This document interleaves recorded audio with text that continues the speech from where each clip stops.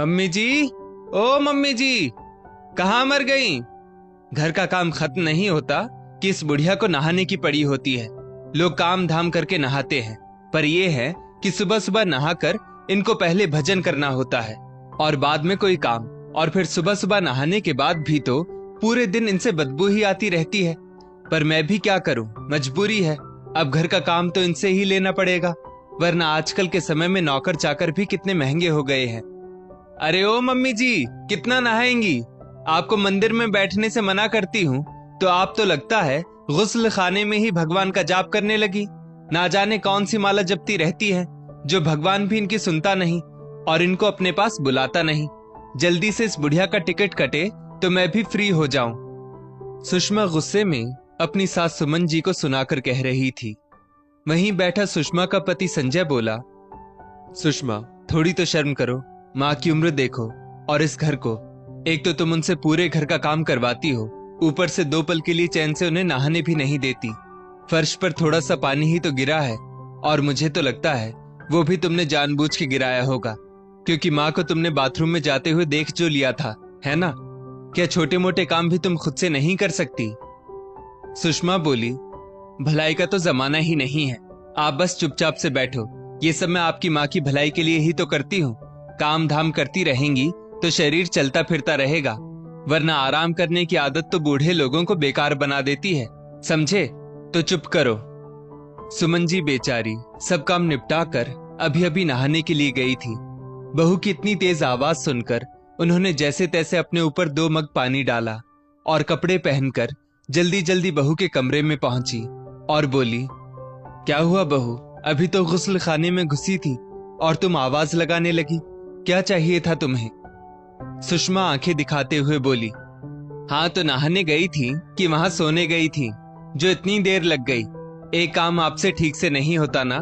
देखिए फर्श पर पानी गिरा हुआ है, दिखता नहीं है क्या? लगता है आज आपने पोछा ठीक से नहीं लगाया। अभी कहीं मैं गिर जाती तो मेरी हड्डी पसली टूट जाती। आप तो यही चाहती हैं। सुमन जी फर्श को हैरानी से देखने लगी और धीरे से बोली, पोछा तो मैंने ठीक से ही लगाया था बहू। सुषमा बोली, लगाया था तो ये पानी कहां से आया? हे भगवान, मेरी तो किस्मत ही फूट गई है, जो ऐसी सास के लिए मेरा पति मुझसे लड़ता रहता है। ना जाने कहां कहां से मेरे लिए रिश्ता आता था, और मेरे माँ बाप को भी जाने क्या सूझा जो ऐसे घर में मेरा रिश्ता कर दिया। संजय ने झट से बात बदली और बोला, अच्छा अच्छा ठीक है, कोई बात नहीं, माँ जल्दी से इसे साफ कर दो।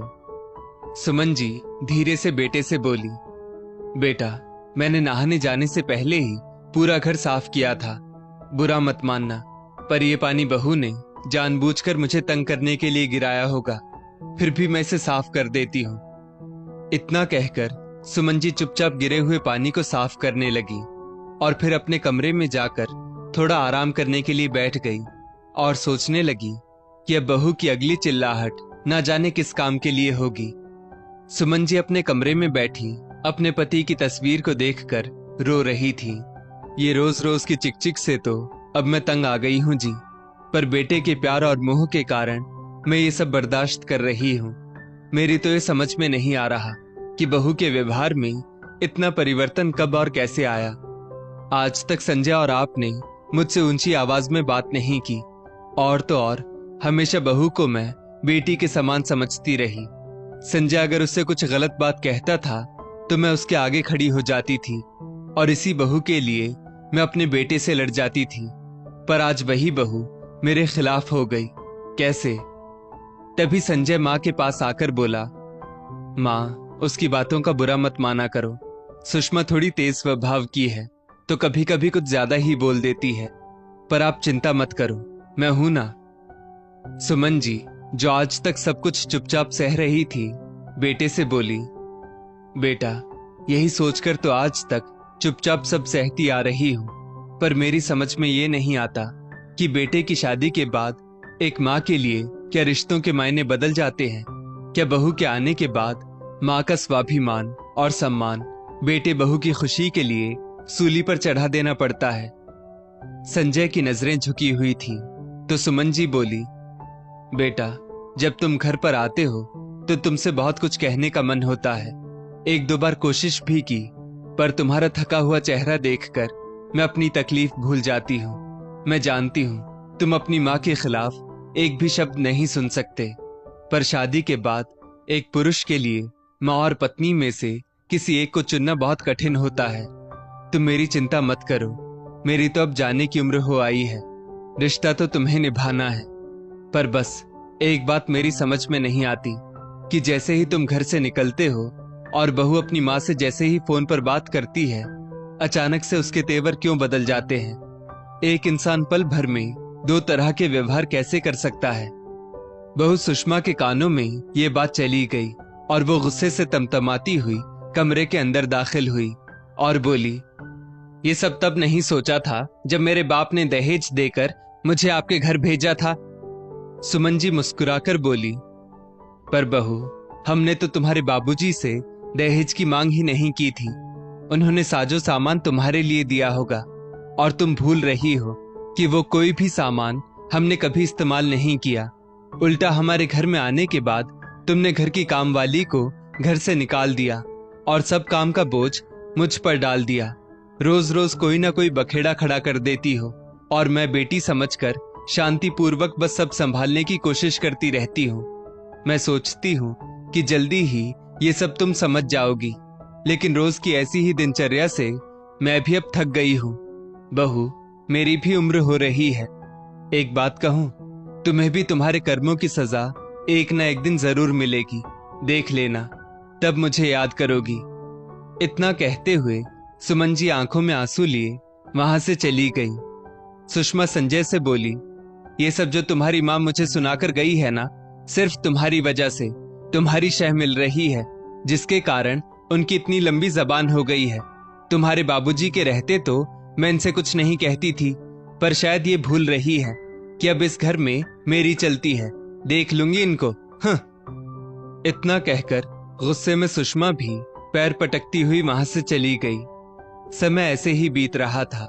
हर दिन की तरह सुमन जी झाड़ू लगा रही थी और सुषमा अपने बिस्तर के किनारे पर बैठी फोन पर अपनी माँ कामिनी जी को अपने ससुराल की एक एक खबर दे रही थी। सुमन जी झाड़ू लगाते लगाते जब सुषमा के करीब पहुंची तो सुषमा ने अनजाने में ही अपना पैर आगे कर दिया और सुमन जी टकरा कर गिर गई। तो उल्टा सुषमा ही चिल्लाने लगी, अरे कुछ अक्ल है भी या नहीं? देखकर झाड़ू नहीं लगा सकती? कितनी जोर से मेरे पैर में चोट लग गई। और आप सबसे पहले मेरे कमरे में झाड़ू क्यों नहीं कर लेती हैं? मुझे सब पता है। जब भी मैं अपनी माँ से बात करती हूँ तभी आप मेरे कमरे में आकर झाड़ू लगाती हैं, ताकि हमारी बातें सुन सकें, है ना? आज सुषमा को नया बहाना मिल गया अपनी सास को तंग करने का, क्योंकि घर में काम तो रोज होते थे और सुमन जी भी अपनी बहू के व्यवहार को भली भांति जानती थी, इसलिए वो संभल कर काम करती थी। सुषमा ने फोन पर अपनी माँ से कहा, सुन रही हो ना माँ, एक तो गलती करती है, ऊपर से मुझे ही आंखें दिखा रही है। सुमन जी बोली, नहीं नहीं बहू, मैं तुम्हें जानबूझकर क्यों चोट लगाऊंगी? उल्टा तुम्हारा ही पैर मेरे रास्ते में आ गया और मैं गिर पड़ी। देखो कैसे मेरा घुटना छिल गया है। उधर से कामिनी जी बोली, हे भगवान, एक तो मेरी बेटी को चोट लगाती है, ऊपर से उल्टा उसी पर इल्जाम भी डालती है। सुषमा, ऐसा कर, जब इन्होंने तुम पर इल्जाम लगा ही दिया है तो एक लात मारकर फिर से गिरा दे, तब समझ में आएगा। कामिनी जी की बात सुनकर सुमन जी हैरान थी। वो बोली, समधन जी, ये आप अपनी बेटी को क्या सिखा रही हैं? और बहू, तुम भी किसकी बातों में आ रही हो? तुम जो मेरे साथ कर रही हो ना, वो ऊपर वाला सब देख रहा है और एक ना एक दिन तुम्हारे कर्मों की सजा तुम्हें जरूर मिलेगी, देखना। इसके आगे वो कुछ कहती उससे पहले ही सुषमा ने अपनी माँ का कहना माना और एक जोर की लात सुमन जी पर चला दी और सुमन जी दीवार के किनारे से जा टकराई और वहीं गिर पड़ी। जब थोड़ी देर सुमन जी उठी नहीं तो सुषमा चिल्लाई, अरे ओ बुढ़िया, बहुत हो गया तेरा नाटक, अब उठ जा। घर का बचा हुआ काम क्या तेरा बाप करेगा? मैं सब समझती हूँ ये तेरा नाटक। तुम इंतजार में हो ना कि बेटा आएगा तो उसे दिखाओगी, पर भूल जाओ, तुम्हारा बेटा भी नहीं आने वाला। उठती है कि नहीं? सुषमा हैरान हो गई। इतना चिल्लाने पर तो सुमन जी तुरंत जवाब देती थी, पर वो उठ नहीं रही थी तो सुषमा के हाथ पैर फूलने लगे। वो कामिनी जी से बोली, माँ कहीं बुढ़िया को कुछ हो तो नहीं गया? आप फोन रखो, मैं इनको फोन करके कुछ बहाना बनाकर बुलाती हूँ। इतना कहकर सुषमा ने जल्दी से फोन काटा और संजय को फोन करके जल्दी से जल्दी घर आने को कहा। संजय भागा भागा घर आया और माँ को तुरंत अस्पताल लेकर गया। साथ में सुषमा भी गई। एडमिट करवाने के समय भी वो बड़बड़ा रही थी। सब पता है, ये मुझे तंग करने के लिए नाटक कर रही है ताकि इनको घर के काम ना करने पड़े और हम सब इनकी सेवा करें। संजय ने अस्पताल में सबके सामने एक जोर का थप्पड़ सुषमा को जड़ दिया और बोला, तुम्हें दिख नहीं रहा मेरी माँ की क्या हालत हो गई है? और ये सब तुम्हारे लालच की वजह से हो रहा है। तुम्हारी माँ का सिखाया हुआ तुम करती हो। अरे तुम्हारी अक्ल पर क्या पत्थर पड़ गए हैं? अगर मेरी माँ को कुछ हो गया ना तो तुम दोनों माँ बेटी को मैं छोड़ूंगा नहीं। काफी दिनों से मैं देख रहा हूँ, पर आज माँ की ऐसी हालत को देखकर अब मैं समझ गया कि तुम औरत नहीं हो। अरे तुम जैसी औरत जिस घर में चली जाए ना, शांति का तो वहां वास हो ही नहीं सकता। बस भगवान से प्रार्थना करो कि मेरी माँ को कुछ ना हो, वरना। इतना कहते हुए संजय डॉक्टर के पीछे पीछे भागने लगा। डॉक्टर साहब मेरी माँ को बचा लीजिए। 3 घंटे के ऑपरेशन के बाद डॉक्टर जब बाहर निकला तो संजय ने पूछा, मेरी माँ कैसी है? डॉक्टर बोला, तमाम कोशिशों के बाद भी हम उन्हें बचा नहीं सके क्योंकि सिर के अंदर चोट लगी थी जिसके कारण नस फट गई थी। पर अगर वो बच भी जाती तो कोमा में चली जाती, तो मुझे माफ कीजिए। I am sorry. इतना कहते हुए डॉक्टर वहां से चला गया। सुमन जी दुनिया के झंझट और बहू के हाथों अपने होते हुए अपमान को सह नहीं सकी और चली गई। आज तक सुमन जी के बर्दाश्त की शक्ति थी जो उनकी तकलीफ 4 दीवारी के अंदर थी, पर अब आस पड़ोस में दबी जबान लोग बात करने लगे। हे भगवान, बहू के बुरे बर्ताव के कारण आज इतनी अच्छी औरत दुनिया से चली गई। बेचारी देवी जैसी थी, बेटे को कितना प्यार करती थी और बहू को तो सिर पर रखती थी, पर इसने और इसकी मां ने तो मिलकर इस पूरे घर को बर्बाद ही कर दिया। दूसरी औरत बोली, बेटा भी कैसा था जो अपनी मां की तकलीफ देखता था और कुछ नहीं करता था। ऐसी बीवी के लिए छी छी, भगवान ऐसा बेटा किसी को ना दे। आस पड़ोस की औरतों की बातें संजय के मन को छल्ली कर गई। अब पूरे घर में दिन भर सन्नाटा रहता था। माँ की यादें घर के कोने कोने में संजय को दिखती थी। अब तो अक्सर उसे घर के अंदर उसकी माँ की आवाज तक सुनाई देती थी। पर इन सब से परेशान होकर संजय ने सुषमा को तलाक दे दिया और वो घर छोड़कर विदेश चला गया। पति क्या छोड़कर गया, कामिनी जी ने भी बेटी से मुंह मोड़ लिया क्योंकि उनके बेटे बहू ने उन्हें हिदायत दी कि ऐसी औरत को हम अपने घर में नहीं रखना चाहते। अब उस घर में सुषमा अकेली रोती रहती और कभी अपनी सास को तो कभी अपने पति को आवाज लगाती, मम्मी जी मुझे माफ कर दीजिए, कहाँ चली गई, लौट आइए, आप दुनिया की सबसे अच्छी सास थी, मेरी गलती थी, मुझे माफ कर दीजिए। आप ठीक कहती थी, मेरे कर्मों की सजा मुझे मिल रही है जो आज इस घर में मैं अकेली भटक रही हूं। समय बीता। कुछ दिनों बाद पता चला कि सुषमा को पागलपन के दौरे पड़ने लगे हैं। उसके मायके वालों ने जब संजय को फोन किया तो संजय ने कहा, मैं इसमें कुछ नहीं कर सकता, वो अपने कर्मों की सजा भुगत रही है। आप लोग अगर उसकी मदद कर सकते हैं तो कीजिए, और वैसे भी उस मकान को मैंने वृद्धाश्रम को दान कर दिया है, कुछ पैसे भेज देता हूँ। बेहतर है आप अपनी बेटी को पागल खाने में भर्ती कर दीजिए। इतना कहकर संजय ने जो फोन रखा तो दोबारा उसने कभी फोन नहीं किया।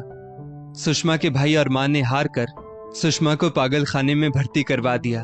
मकान में कोई रहने वाला नहीं था तो मकान वृद्धाश्रम के पास चला गया और एक हंसते खेलते घर को एक औरत की जिद ने बर्बाद कर दिया। फिर उसे अपनी करनी का फल मिला। सच कहा है किसी ने, ईश्वर की लाठी में आवाज नहीं होती। दोस्तों, इस स्टोरी को लेकर आपकी क्या राय है, नीचे कमेंट करके जरूर बताइएगा। और ऐसी ही और भी बेहतरीन वीडियोस के लिए हमारा पेज जरूर फॉलो करें। धन्यवाद।